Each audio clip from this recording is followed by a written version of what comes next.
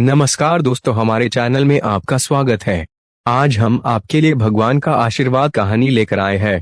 एक गांव में एक आदमी रहता था।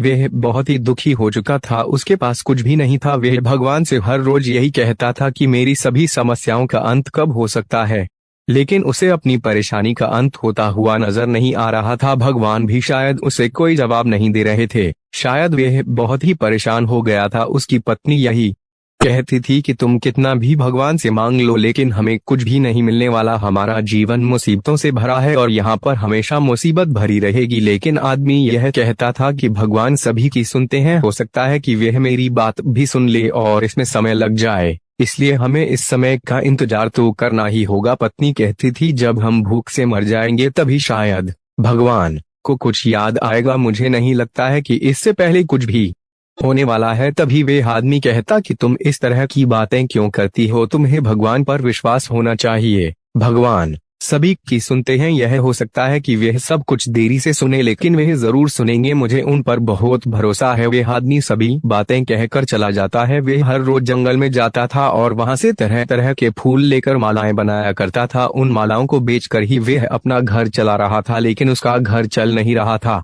उसे खाने की समस्या धीरे धीरे बढ़ती जा रही थी। वे आदमी सभी मालाओं को लेकर मंदिर जा रहा था। तभी रास्ते में उसकी मुलाकात एक साधु बाबा से होती है। साधु बाबा कहते हैं कि यह माला तुम बेचने जा रहे हो। आदमी कहता है कि मैं मंदिर के पास में ही यह माला बेचता हूँ। साधु बाबा कहने लगे कि मुझे भी एक माला चाहिए, अगर तुम्हें एतराज ना हो तो तुम मुझे एक माला दे सकते हो। वे आदमी कहने लगा कि इसमें कोई भी समस्या नहीं है, आप माला ले सकते हैं। साधु बाबा ने कहा कि मेरे पास धन नहीं है, मैं माला के बदले धन नहीं दे सकता हूँ, लेकिन मैं तुम्हें आशीर्वाद दे सकता हूँ। वे आदमी कहने लगा कि इसमें भी कोई संदेह नहीं है, आप मुझे आशीर्वाद देते हैं तो इससे बड़ी चीज मेरे लिए क्या हो सकती है। मुझे धन की जरूरत नहीं है। साधु बाबा मुस्कुराते हैं और कहते हैं कि मेरा आशीर्वाद है कि आज से तुम्हें धन की कोई कमी नहीं होगी। यह कहकर वे चले जाते हैं और वे आदमी अपनी मालाओं को बेचने के लिए निकल पड़ता है। वह सभी मालाओं को बेचकर जब घर आता है तो उसके पास थोड़े से पैसे होते हैं, जिससे वे खाने के लिए कुछ सामान ला सकता था। पत्नी कहती है कि आज भी कुछ नहीं होने वाला और कल भी कुछ नहीं होगा, क्योंकि मुझे तो यकीन है कि हमारा कुछ भी नहीं हो सकता है। वे आदमी का था कि एक साधु महाराज जी मिले थे। उन्होंने मुझसे कहा है कि मुझे अब कोई भी समस्या नहीं होने वाली है, उनका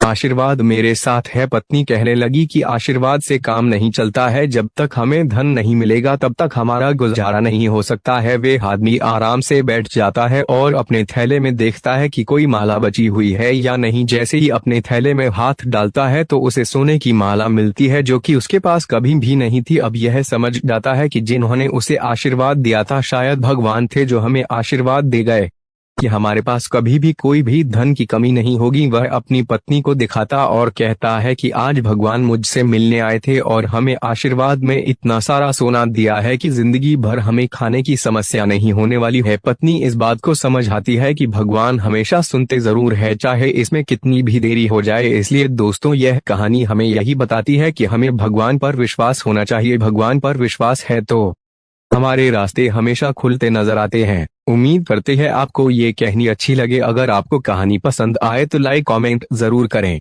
भोलेनाथ आपकी हर मनोकामना पूरी करें। हर हर महादेव।